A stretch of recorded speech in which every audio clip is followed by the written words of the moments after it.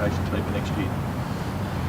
Yeah, well, I sort of mentioned it before, but as a group, I think we are pretty ambitious, and those goals will probably stay in-house. But we've got to let our footy do the talking, and I think what I mentioned before, we want to play a powerful brand on the offensive end and defensive end.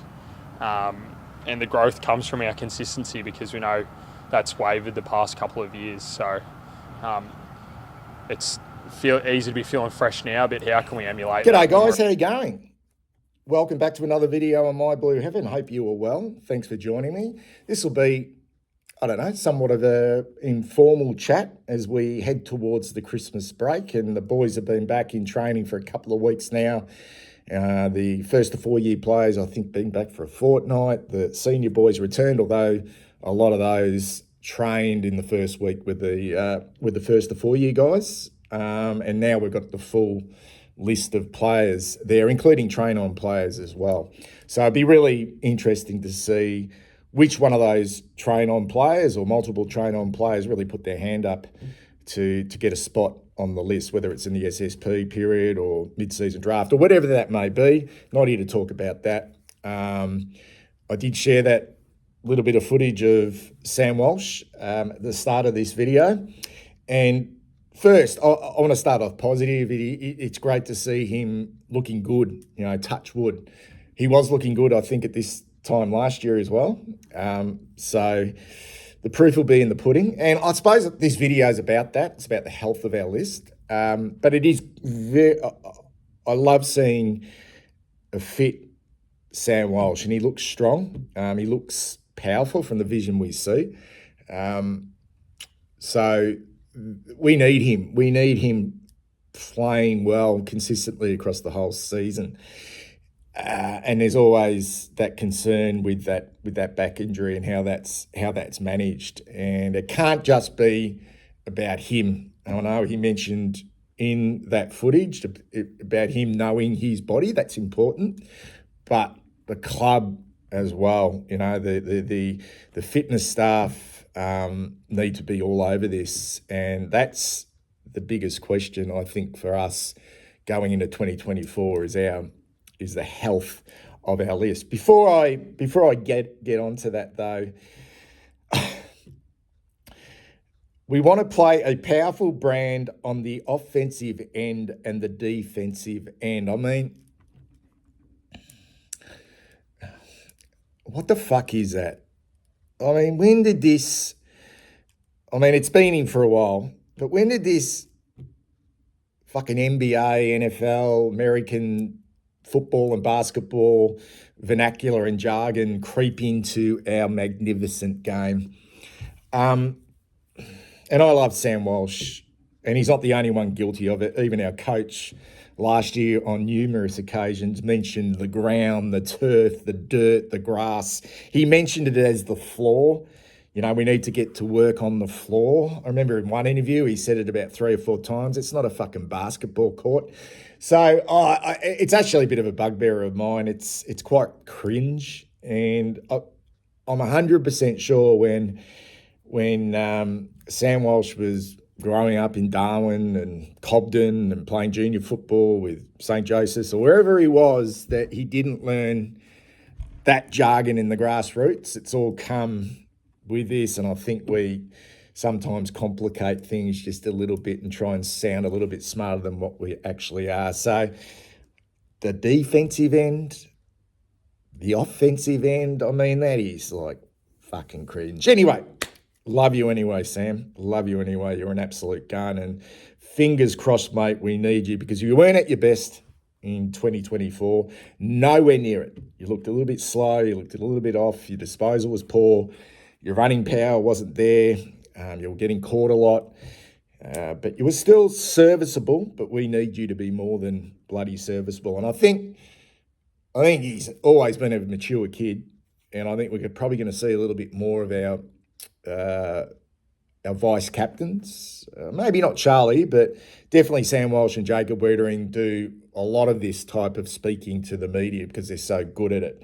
They don't let too much out of the bag. I mean, he did say there, we're very ambitious, but our goals will probably stay in-house. So that's pretty much cliche, but that's sort of, I suppose, what you want to be hearing at this time of year. You want a sense of excitement, but at the same time, like what are they actually planning behind the scenes? What do they really want to stand for, and what are they really working on? I did hear an interview with Nick Newman this morning on SEN, I think it was. He was speaking about how disappointed the players in particular were, and the backline this year were, with their defensive acts. And yeah, that's something that they really need to work on going into next season. And I mean, Walsh uses the term powerful brand on the defensive end, and we really got away from that. I think we talk about our small forwards, we talk about our forward line and our midfield group, but sometimes it gets lost a little bit how ordinary we actually defend in our back half. We talk about whole team defence, but how do we defend in our back half? And I think Aaron Hamill needs to take responsibility for that as well, being the backline coach. But it did fall away, and trying to find that really strong support for Jacob Wiedering is going to be, I think, still somewhat of a challenge as we go in the next season. Anyway, I'm here to talk about the health of the list, because this, to me, is by far the biggest talking point for us. Now, at the moment, I think it's bubbling away in the background, and I think the club are doing a really good job of just keeping it really quiet. And I think that shows a sign of maturity. And I know I give the club a whack about not having access to training and all that type of stuff, and particularly for the fans. And we do have an open training session next week for the fans. It's called the Christmas Open Training Session on, don't like the date, Friday the 13th of December.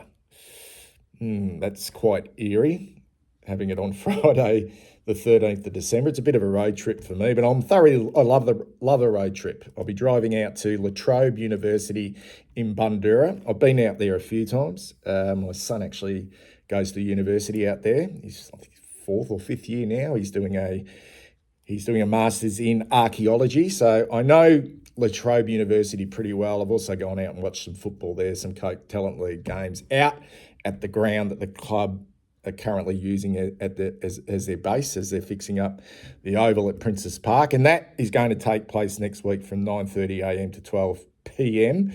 There'll be Santa photos and Carlton pop-up shops, I'm sure there will be, and much more. Face painting and barbecues and lots of security guards just keeping an eye on things. But I am looking forward to it. And I'll be sucking every ounce of marrow out of that Christmas Open training session bone. I'll be there, and I'll just be I'll be there at like 6 a.m, and I won't leave till 10 o'clock at night, just to get every piece of footage as I can and have a look at it, because we only get little bits and pieces from the club, which is okay.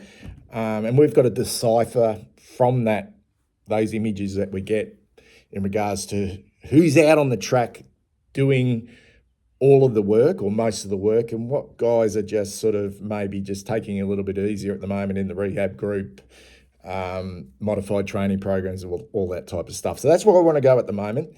But I am looking forward to that open training session. I'll do a full vlog on that morning, which is next Friday.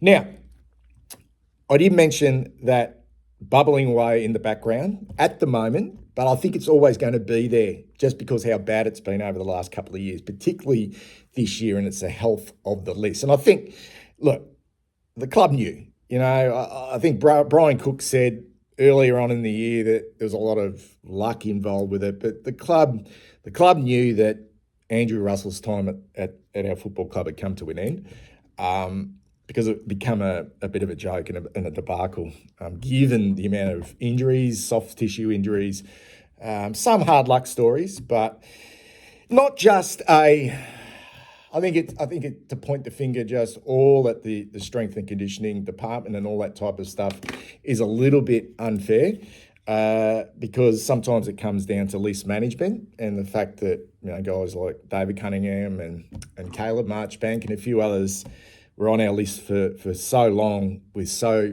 very little football that in itself has to be a list management decision as well. But them players are no longer. And it's funny, isn't it, that Caleb Marchbank and David Cunningham, who are highly talented players, haven't been picked up. So other clubs aren't willing to take, well, it feels like other clubs aren't willing to take the risk on those players. I think they're a little bit of a different story, though. The real case in point for me, though, and a real fascination for me, guys, is Jack Martin. And I like the fact that I didn't necessarily want to lose Jack Martin. I'm not overly upset with Jack just because he didn't play enough football for us. So it did become really frustrating for us, but would have been really interesting to see him stay and whether we could get him right with this new head of high performance. But the fact that he goes to Geelong, we get a bit of, we might get some answers of how bad it was, potentially. Now, that's just one player.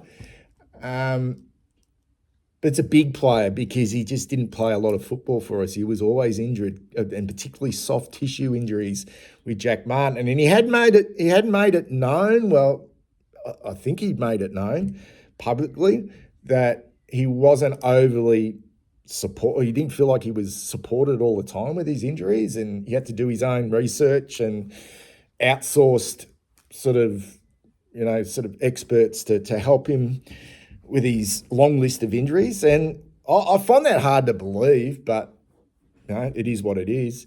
Water under the bridge now. We can't get Jack Martin back, but what we can see is whether he can string a full season together. And I'm talking a full season, not 15 or 16 games. I'm talking, your 20-odd games with the Geelong Football Club and play. If he's playing 20 games, he's going to have an impact. He's a very talented player. So that in itself, how is he going at Geelong? How are they working with Jack Martin? It is a fascinating watch, but I'm not here to talk about Jack Martin. I'm here to talk a little bit about, I think, from a positive, this club of ours, from a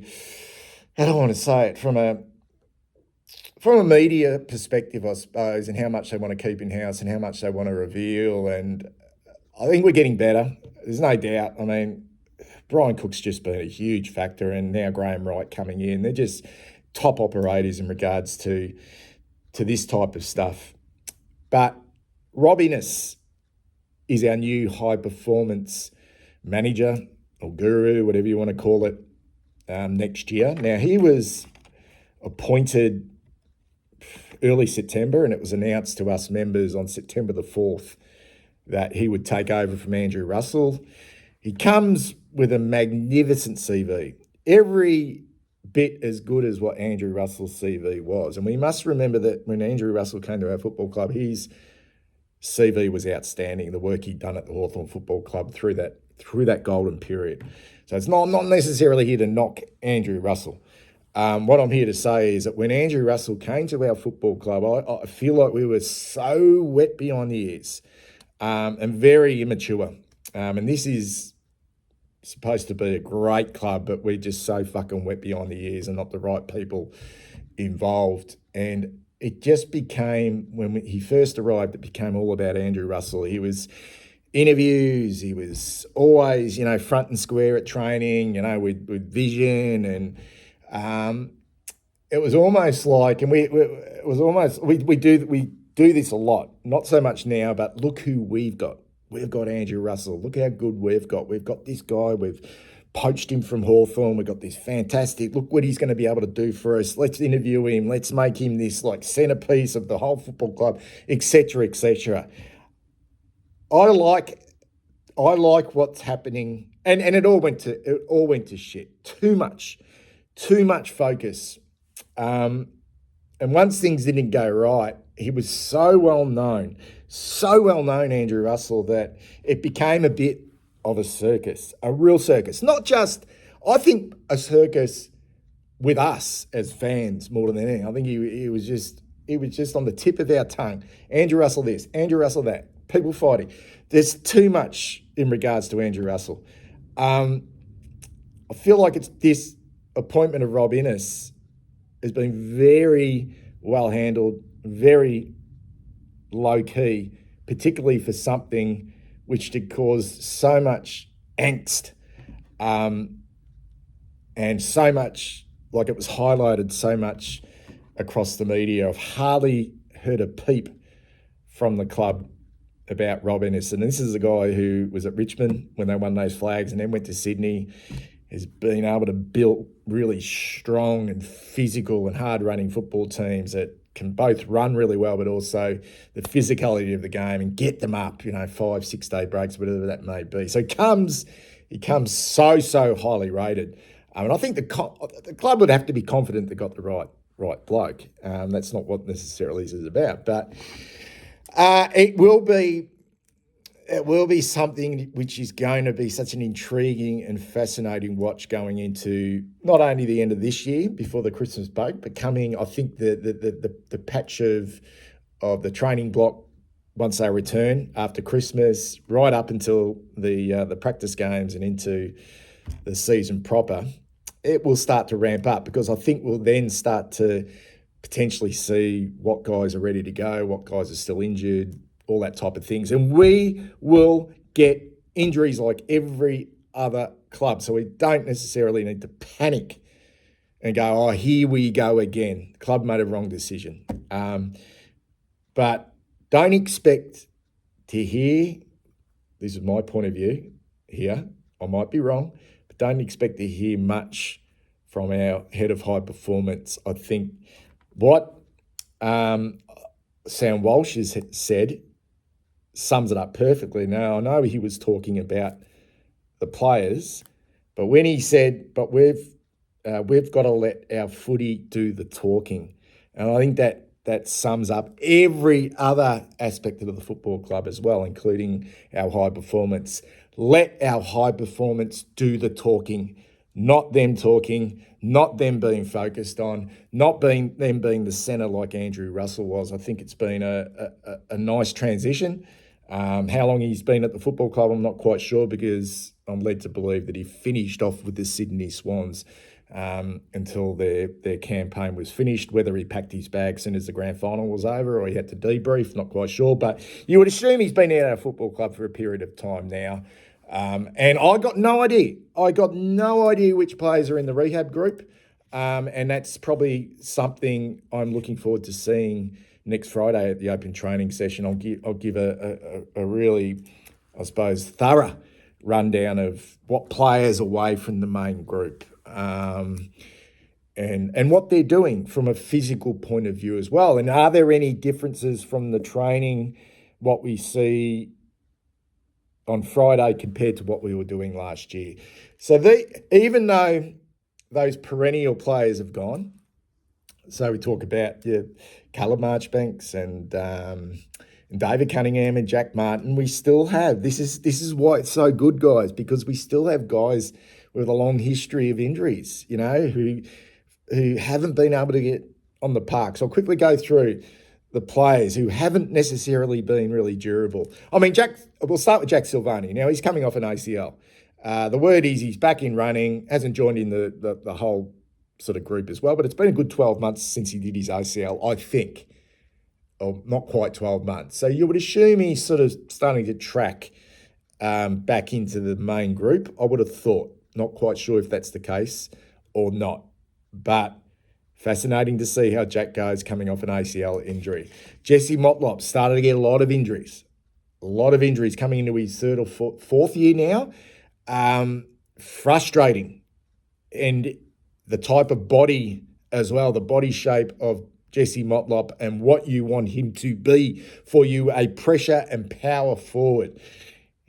That one for me is huge because our small forwards it's something that we've lacked. And if you come from the Sydney program and the Richmond program, which Rob Ennis has come from, all their small forwards were dynamic in regards to their power and their speed and their pressure.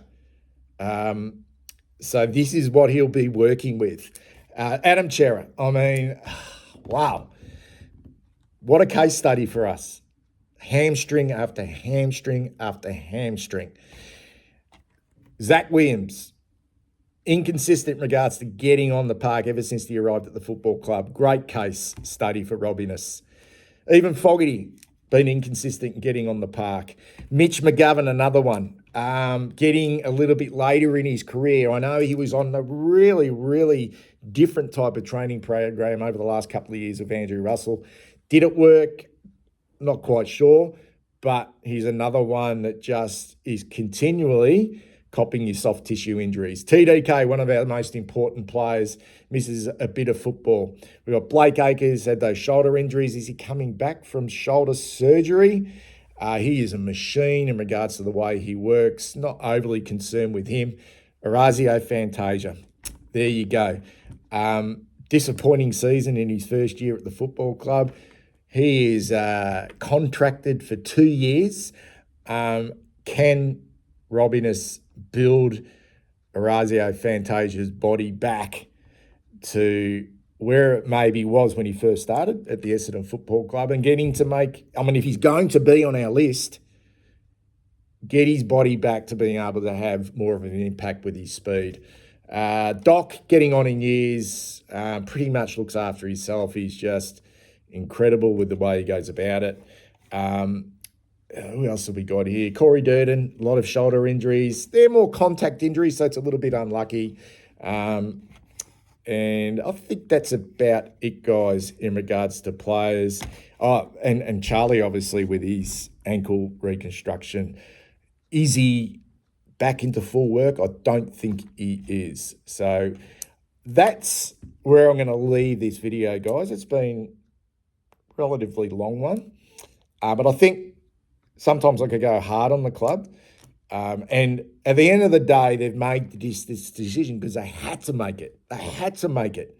Now they've made the decision, and I would have gone through a fairly long process to get the right bloke at the football club, and it's a huge decision. Huge. Because no matter what, any way they're going to look at it, okay, it's going to be a talking point. But I think the positive is, and this is a maturity of the football club, they've kept it very, very low-key. Okay, and they're probably sitting back, just probably waiting for the time where we're going to cop our first injury and they're going to hear the backlash. And that's, regardless, that's going to happen. The backlash will come. But what we don't want to see is we don't want to see the multiple injuries to the same blokes all the time, the same type of injuries which we had over the last couple of years under Andrew Russell. Anyway, great to have a chat. I'll be back next week. Open training session, Latrobe University. The Buxter will be there. You'll get a full report. Speak soon. Go Blues.